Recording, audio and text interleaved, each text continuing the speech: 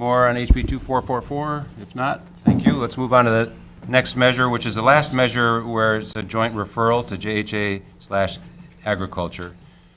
HB2445, relating to the testing of cannabis and manufactured cannabis products. It requires the Department of Health to implement a post-market testing program to verify the labeling on cannabis and manufactured cannabis products and monitor the shelf lives of cannabis and manufactured cannabis products. First up, we have testimony from the Department of Health.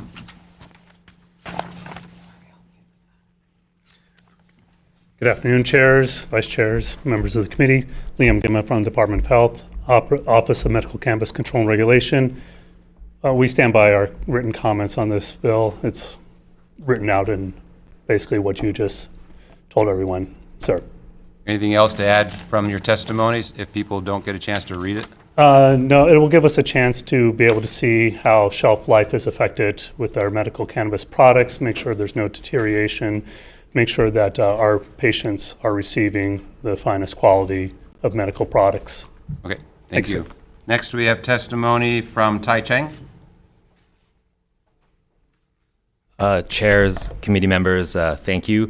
You have my written testimony. We oppose House Bill 2445. I would remind the committee that the rules that the Department of Health implemented to do relabeling and testing came out in August of last year. Took them about 6 months at that time to come up with rules.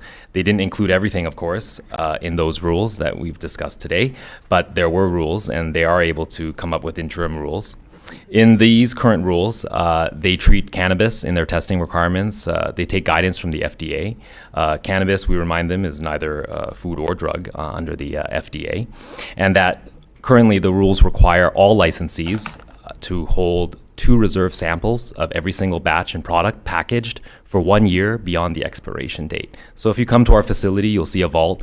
In addition to the product that we sell to patients, we have 2 packaged products that are being held beyond the expiry, which is sometimes a year. So for 2 years at a time, we're holding them in our vault. The Department of Health is welcome to come at any time to test that product and take that product to check if it conforms with the requirements of the labeling. In addition, the labeling, we've had about a year now where we've been working with the Department of Health hand in hand to get these labeling requirements met. There's still a bunch of pukas in this labeling that requires information that does not help the patient, but does take up valuable space on the labels themselves. And so we ask that before the Department of Health asks to do additional testing and then conform labeling, that they fix the labels and they fix the issues that are there, and they also work on the slow bureaucratic process that they take to come up with new rules. Thank you. Thank you very much. Next, we have testimony from Casey Rothstein, Green Aloha. Is there anyone else in the room or on Zoom wishing to testify on HB 2445? If not, questions, members? Judiciary, questions? I have a question, but let me turn it over to you first. Members, any questions from Agriculture? You want to ask your question? Go ahead. Okay, report. Okay, thank you.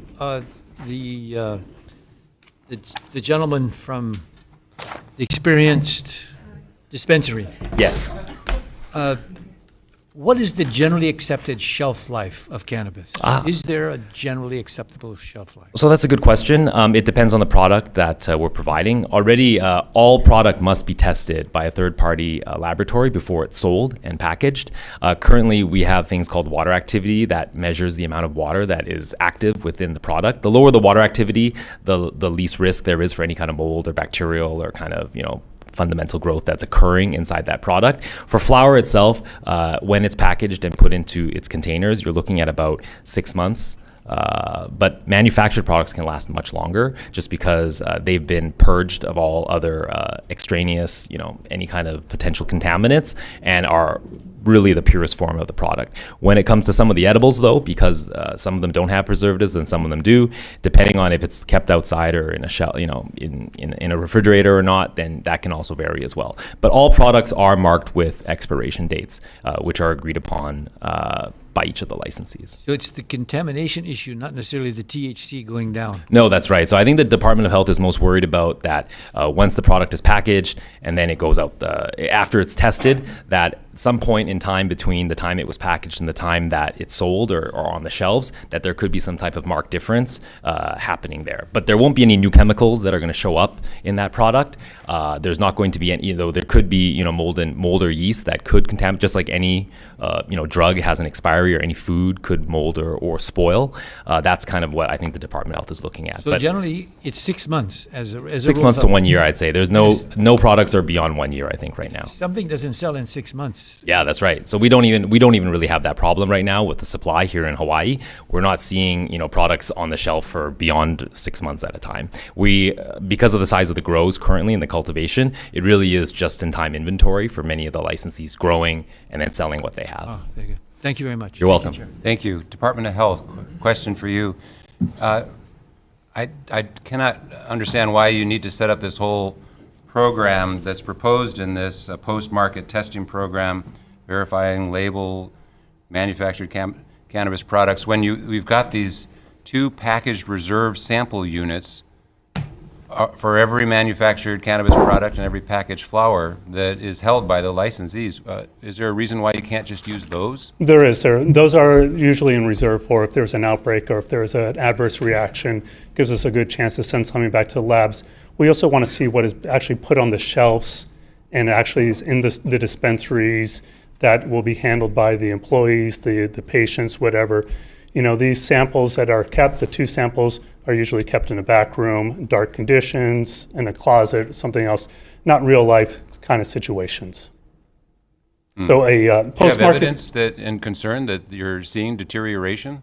No, but we would like to have some good data to support that or not support that. We don't like to, Did you ask yes. the dispensaries to provide any information that might provide, this needed data? No, I don't think that they are doing any post-market testing either, or testing of products of age. Okay. And this is a usual act of medicine, pharmaceutical companies. There's a usual post-market testing of these products I that are put on understand, shelves. yeah, but I'm also understanding that you're applying things to this industry, which this is not a pharmaceutical. It's a medical product, though, sir. It is a medical product. And we do like to treat it as a medical product, and I think that's important to understand, that I get that. people are using this to treat their symptoms. So, Yeah, I understand that, and that's why there's this yes. challenge here. Okay, thank you. Thank you, sir. Thank you very much. Okay, there being no further questions on these 4 measures, what I'd like to do is go directly into decision-making. I want to assure everybody that all of your testimony has been circulated to all the members in both committees so that they've had a chance to read it, not just what we've heard today.